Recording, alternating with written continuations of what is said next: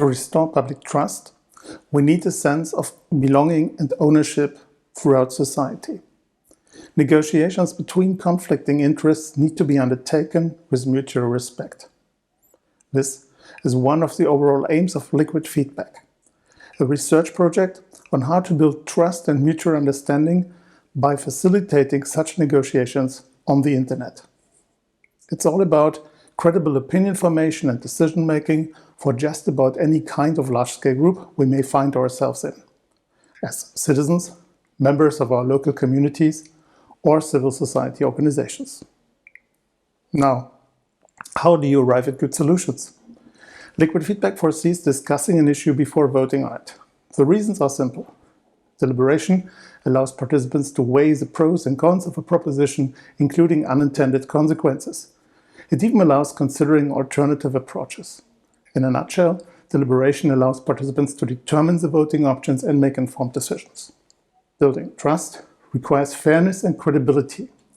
Transparency strikes a chord. You want to understand what's going on as opposed to the black box-like behavior you would expect from a personalized forum with algorithms hidden from public view. You don't want to have moderators, people with special rights to influence the debate. In fact, you want to treat every participant equally. You want to provide means to uncover and unmask political populism. And the wish list goes on. You want to protect against the dominance of noisy minorities, curb hate speech and so-called trolling, and ensure that minorities are given the opportunity to adequately express their position. With all that in mind, the LiquidFeedback process is designed to encourage constructive debates between different camps. Liberals and conservatives, the wings of a given political movement, or interest groups in your local community.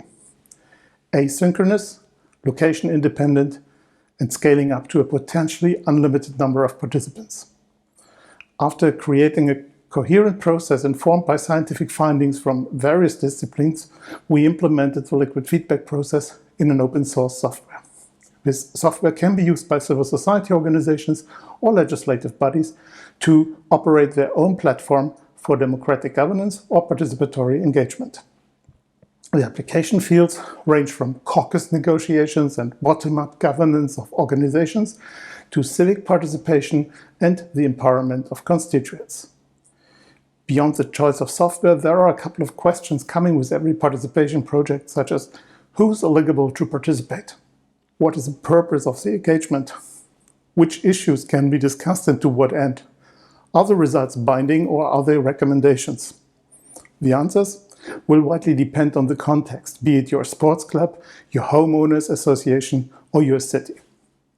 When it comes to civic participation, it is crucial to properly feed the outcome into the representative process. To this end, lawmakers should make a real promise of empowerment, but be clear on limitations right from the beginning, manage expectations accordingly, and live up to what they promise. It's also worth thinking about combining different participation formats, as they can often enrich one another. A recent example of civic participation using LiquidFeedback is the Yorkshire Climate Citizen Consultation. Looking at the promising results of citizen assemblies on climate change, there was a wish to scale up this important debate and be more inclusive. The citizens of Leeds, Bradford and Hull in the north of England were invited to engage in discussions about climate change policies in their cities. This included discussions on electric vehicles, green spaces, education and awareness, and housing decarbonization. Although online debates oftentimes reinforce conflicts and political fault lines, they can also support reconciliation of interests and contribute to trust and social cohesion. We need democratic awareness in our everyday lives, and we need to exercise democracy. To put it in the words of Thomas Mann, democracy should put aside the habit of taking itself for granted. Let's not shy away from tackling relevant and possibly controversial issues. In the long run, pluralism, openness, and seemingly inefficient negotiation build mutual understanding among citizens and also trust in democratic institutions. Let's go back to the Yorkshire Climate Citizen Consultation. Over a period of 3 months, the citizens of Leeds, Bradford and Hull developed more than 100 initiatives in constructive discussions.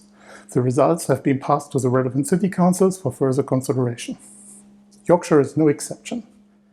Time and again, I've seen the overwhelming majority of citizens are decent people.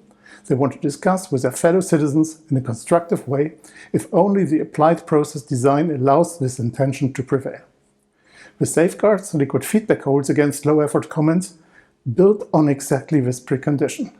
These safeguards, such as requiring to include both a proposal and a rationale for a new initiative and having to persuade others to support an idea rather than just simply disagreeing or rejecting an existing idea, help to avoid the toxic impact of noisy minorities. Only a majority in favor of constructive opinion formation makes LiquidFeedback work. For a fruitful debate, we don't need a consensus on political grounds, but we need common ground on the rules of procedure, a commitment to truth and facts, and democratic sentiment.